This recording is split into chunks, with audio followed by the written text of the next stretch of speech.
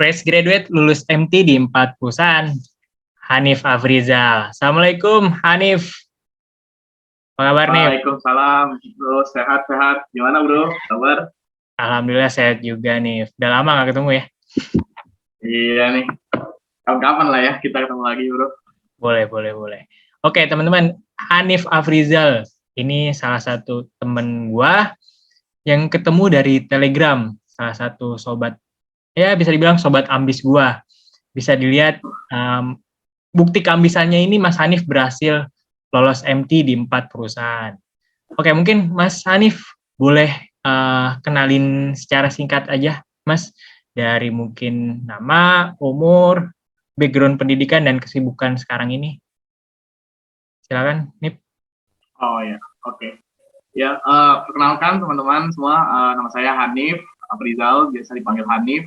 Saya lulusan dari, ya nggak top university lah, dengan background geological engineering, di mana sekarang saya sedang bekerja di salah satu perusahaan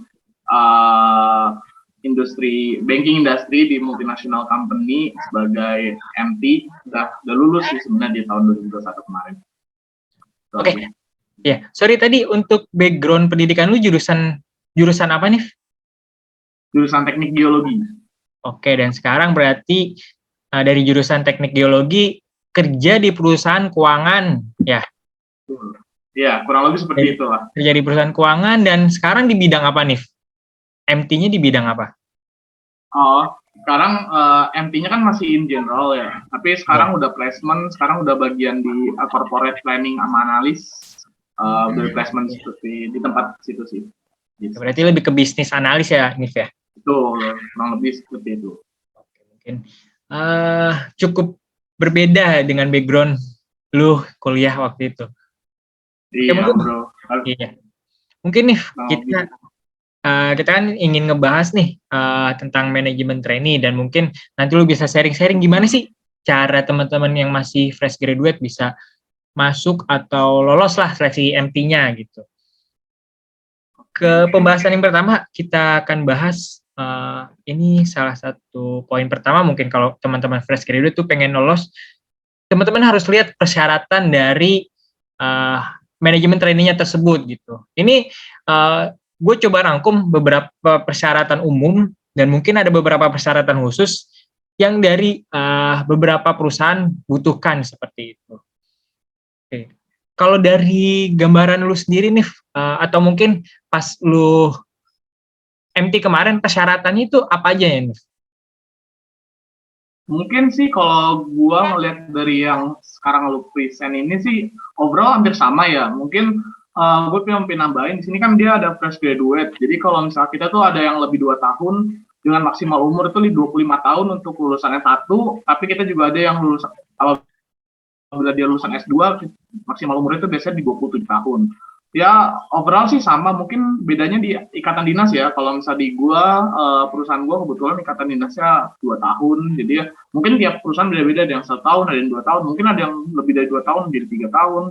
Dan persyaratan khususnya mungkin yang kayak ini juga ada sih, TOEFL 500 lah atau apa. Yang paling penting sih karena dia lulusan baru, itu yang highlight yang masalah aktif berorganisasi sih bro. Itu tuh emang paling penting sih kalau misalnya yang buat lulusan-lulusan baru untuk ya memulai jenjang karir lah, kurang lebih seperti itu. Oke, berarti mungkin gue coba kasih gambaran ke teman-teman di podcast. Persyaratan umum MT itu biasanya ada yang pertama fresh graduate atau pengalaman kurang dari 2 tahun. Terus yang kedua, sering beberapa perusahaan yang membuka MT itu ingin kandidatnya itu lolosan dari kampus ternama. Terus yang ketiga, IPK minimal 3. Terus ada maksimal umurnya itu untuk jenjang S1 di 25 tahun dan jenjang S2 tadi di 27 tahun ya, Nif ya? Betul. Ya. Terus beberapa MT juga bersedia ditempatkan di seluruh wilayah Indonesia.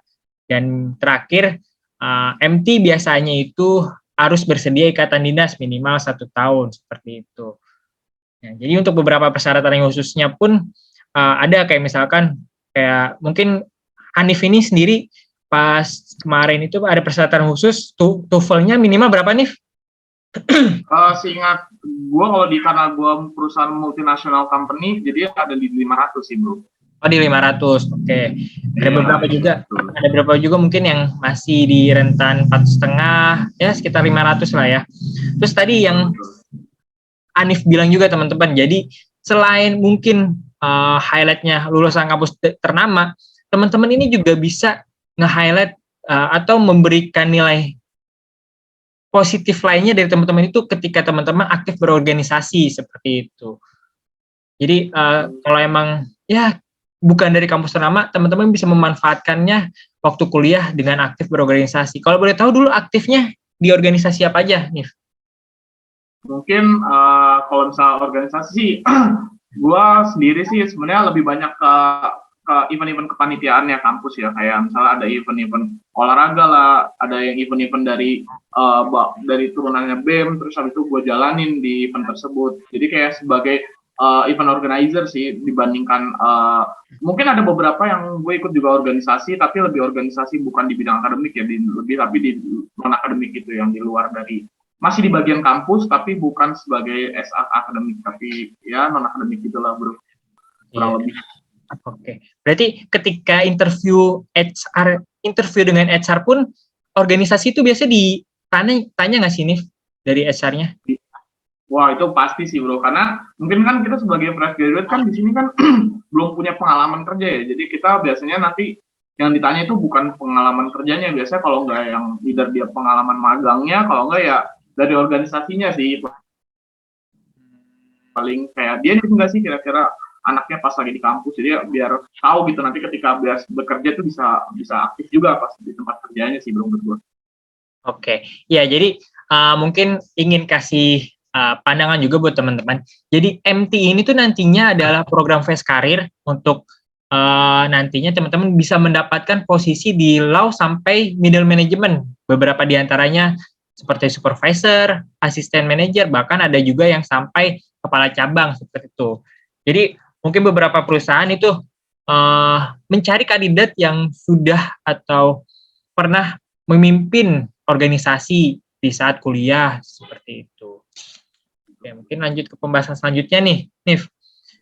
Gue pengen coba meng-highlight apakah wajib dari lulusan kampus ternama untuk ikut seleksi MT gitu. Boleh di-sharing kayak misalkan saingan-saingan lu tuh dari mana aja sih gitu.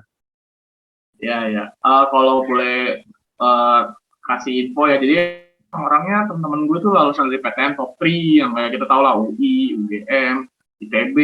Banyak juga beberapa ada yang dari multinasional, dari internasional university lah gitu, juga zona dan lain sebagainya. Tapi apakah lulusan kampus ternama, mungkin menurut gue kampus ternama itu salah satu hal yang privilege ya, yang bisa hal mudah buat masuk ke program MT. Tapi menurut gue gak menutup kemungkinan juga sih lulusan kampus-kampus yang biasa aja itu bisa masuk bro, karena menurut gue di sini pasti ada strong point dari setiap orang gitu kan, even dia di kampus-kampus yang mungkin notabene kurang ternama lah, dia yang penting ada highlight pointnya, kayak misalnya dia suka berorganisasi lah, atau mungkin dia suka publish paper, atau mungkin dia aktif lomba dulu. Jadi kita di sini tuh ada aja yang kayak gue, salah satunya nggak begitu ternama kampus gue, tapi gue bisa masuk ke dan bersaing dengan teman-teman gue yang lulusan terbaik, karena menurut gue pasti setiap orang itu ada kelebihannya yang bisa menutupi dari strong point yang ada di orang-orang di kampus ternama sih bro, menurut gue.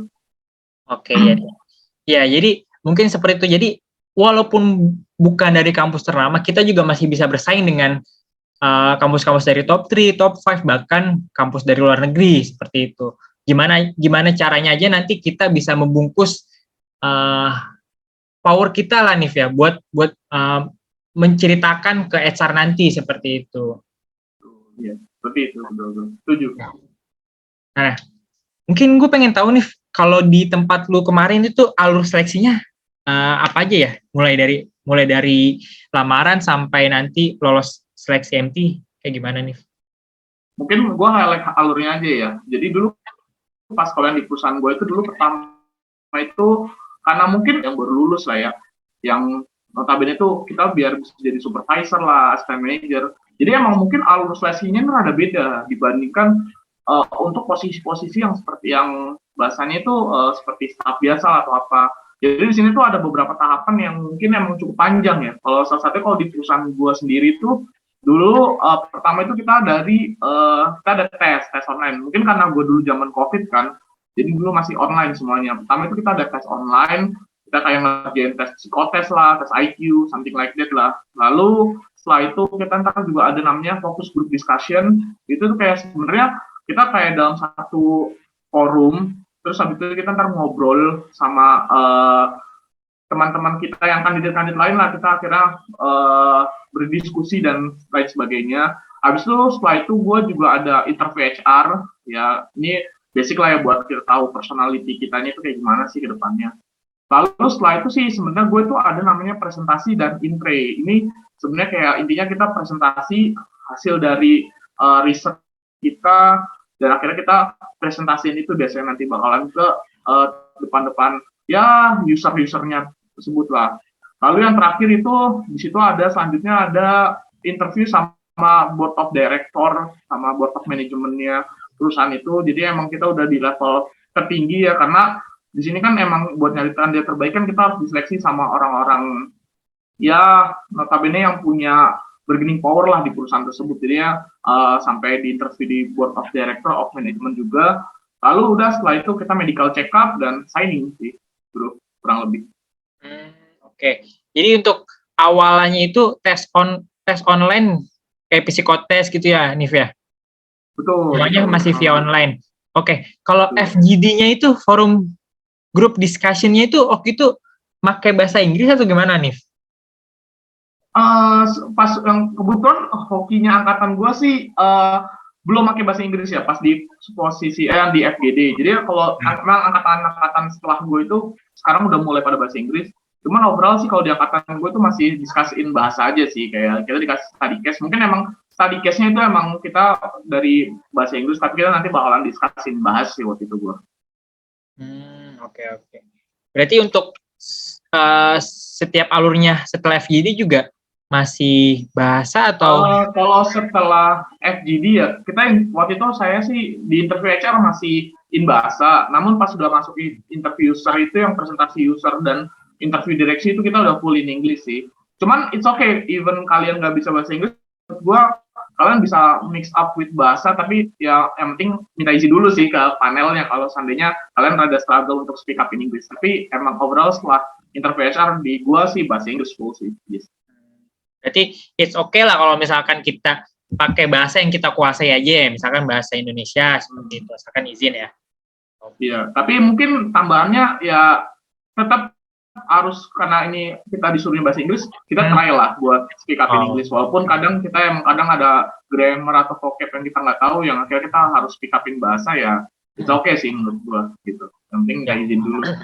Ya mungkin itu juga poin buat teman-teman dari fresh graduate kampus biasa saja atau bukan lulusan kampus ternama, teman-teman bisa aktif berorganisasi, teman-teman juga bisa belajar bahasa Inggris gitu, yang bisa membuat nilai tambah bagi diri teman-teman. Seperti itu.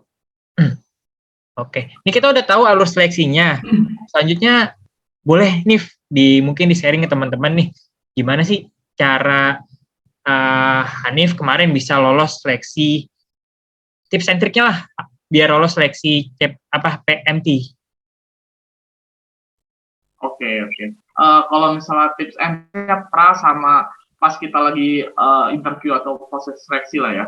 Jadi mungkin pertama itu kita pasti yang paling penting itu di sini tuh udah dikasih tahu tuh, kita ada info lowongan, kita harus nyari lowongan yang bagus tuh. Biasanya kalau gue sendiri sih, gue dulu tuh banyak apply kayak dari Kaliber, mungkin kalau kalian tahu, ada mungkin juga dari Instagram kayak Bisna Kerja, lalu juga mungkin ada beberapa yang dari Telegram dan dari Jobstreet juga. Nah, apa sih yang kita perlukan? Sebenarnya sih kita sebelum kita melakukan proses rekrutmen, kita harus mempersiapkan CV yang baik dan benar. Gitu. Di situ gue juga banyak sekali kayak melihat dari YouTube ya, atau dari sharing-sharing orang-orang di LinkedIn dan lain sebagainya, itu kayak ngasih tau lah gimana sih cara membuat CV yang baik dan benar. Jadi di situ tuh gue juga banyak juga dari lowongan itu muncul dari si LinkedIn-nya tersebut.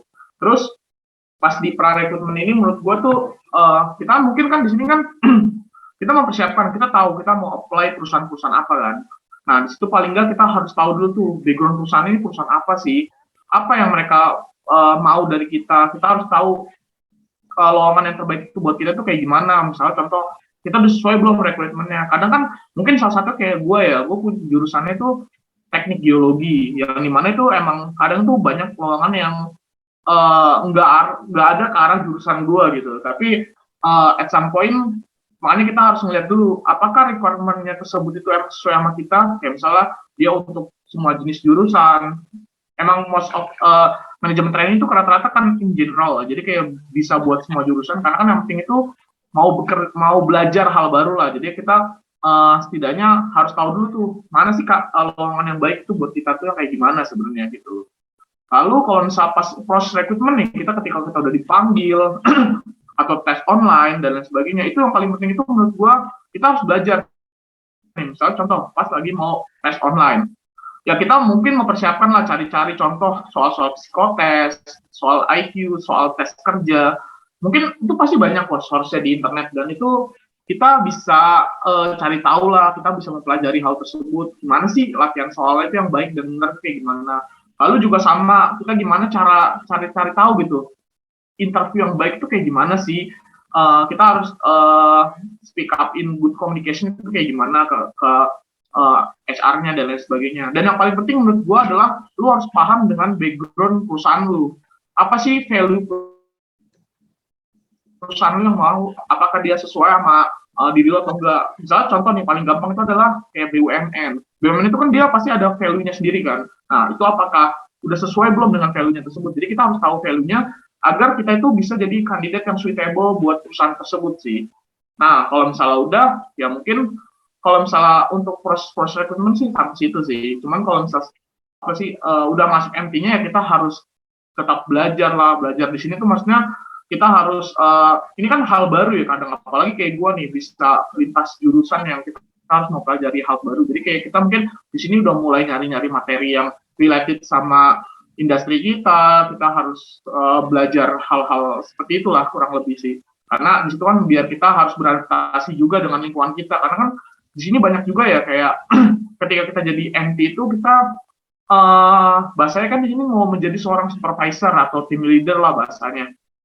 Nah, pasti kita juga bakalan punya tim. Jadi kita harus beradaptasi dengan lingkungan kita tuh kayak gimana sih yang baik. Dengan kondisi lingkungan itu yang banyak orang-orang yang mungkin dia udah senior dari kita. Gimana kita manage si orang-orang tersebut sih. Menurut gue gitu sih bro. Kurang lebih untuk mempersiapkan dari pra sampai post rekrutmen sih menurut gue itu. Iya benar. Ini benar sekali. Jadi selain mungkin nyari info lowongan gitu, gue sama Anif pun ketemu di Telegram gitu ya. Kita ketemu di grup yang dimana khusus untuk membahas MT salah satu perusahaan. Nah di situ teman-teman bisa tuh, misalkan teman-teman udah lolos seleksi administrasinya, teman-teman udah mulai interview HR, nah teman-teman bisa nih coba cari-cari grup di Telegram kayak MT, misalkan MT swasta atau MT BUMN seperti itu. Nanti kita bisa sharing-sharing dengan kandidat yang lain lah, walaupun mungkin itu saingan kita, tapi ya kita bisa bersaing secara sehat lah seperti itu. Seenggaknya kita bersaing bareng seperti itu. Banyak info yang kita dapetin sih di grup Telegram kemarin, cukup membantu juga. Ya, dan gue juga mau nambahin deh. Jadi kayak kadang kayak grup-grup Telegram di mana di situ kayak kan sesama kandidat itu ngumpul ya di situ, kayak kita discuss kayak gimana nih proses rekrutmen. Itu juga cukup baik karena kenapa? Karena kita tahu gitu apakah tahap selanjutnya itu udah ada atau enggak. Kadang kan beberapa perusahaan itu ketika kita gagal itu nggak diinfokan. Kayak misalnya kita udah habis interview tapi ntar tiba-tiba kok nggak ada panggilan interview user nih. Kita bingung kan, kita bimbang, kita mau sama perusahaan ini tapi nggak ada panggilan, ini kita nggak lolos atau gimana ya. Karena makanya oleh sebab itu dengan join-joinnya kayak seperti grup-grup para pencari kerja itu kita bisa ngasih info gitu kayak ke orang-orang lain kayak, oh iya gue udah panggilan user nih, oh ternyata mungkin gue nggak dipanggil user mungkin karena lagi nunggu atau bisa jadi gue gagal kan. Jadi di situ banyak sih manfaat sih untuk kita bisa sharing-sharing sesama para pencari kerja sih ya, seperti gue sama Aziz gitu dulu. Iya benar sekali nih. Terus juga masuk nih ke pra-rekrutmen kan itu ada memperbaiki CV ya. Dari lu sendiri, lu tuh tipe orang yang bikin CV khusus masing-masing lowongan kah? Kayak misalkan khusus MT multinasional lu bikin CV ATS, terus kalau CV biasa lu buat MT biasa seperti itu, atau mungkin lu gunain satu CV aja? Oh, kalau dari gue sendiri sih, jadi kan karena gue juga jujur itu gue masih kadang dulu kemarin masih ngeplay juga yang based on jurusan gue kan. Jadi ya di sini gue tuh ada sebenarnya gue cuma dua basic CV sih. Pertama itu CV buat MT. Kenapa gue bikin CV buat MT? Karena gue di sini pengen nge-highlight organisasi-organisasi gue yang related sama pas gue lagi kuliah gitu. Jadi kita di sini mau ngasih tahu strong point buat ke MT tersebut. Karena kan MT ini biasanya kadang bisa lintas jurusan dan sebagainya. Jadi saya di sini tuh nggak terlalu nge-highlight di jurusan gue yang geologi dulu, tapi lebih nge-highlight tentang apa sih soft skill gue, apa yang udah gue lakukan selama gue kuliah dan sebagainya. Dan CV yang kedua itu adalah CV yang khusus geologi. Di sini tuh mungkin gue rada ya mengecilkan tentang organisasi dan sebagainya, tapi gue di sini lebih nge-highlight apa aja sih project-project yang udah gue buat pas dulu gue kuliah, mungkin publikasi paper apa aja yang udah gue buat pas lagi kuliah gitu, yang related sama geologi. Jadi gue bisa, ketika gue apply khusus jurusan gue bisa ngasih tahu CV yang baik itu kayak gimana, dan yang di luar jurusan gue tuh gue bisa nge-highlight diri gue yang bagus buat di luar jurusan itu kayak gimana, gitu sih kurang lebih. Iya, itu jadi teman-teman yang mungkin saat ini lagi ngelamar-ngelamar, teman-teman coba direnungin kembali gitu. Jangan terlalu fokus untuk ngelamar aja, teman-teman coba perbaiki CV-nya dulu, terus perbaiki profil LinkedIn, terus cari tahu info tentang perusahaan-perusahaan yang teman-teman lamar seperti itu. Jadi kalau misalkan teman ngelamar pun nggak hanya ngelamar seperti itu. Oke, kita mungkin untuk tips and triknya ada lagi yang mau ditambahin nih?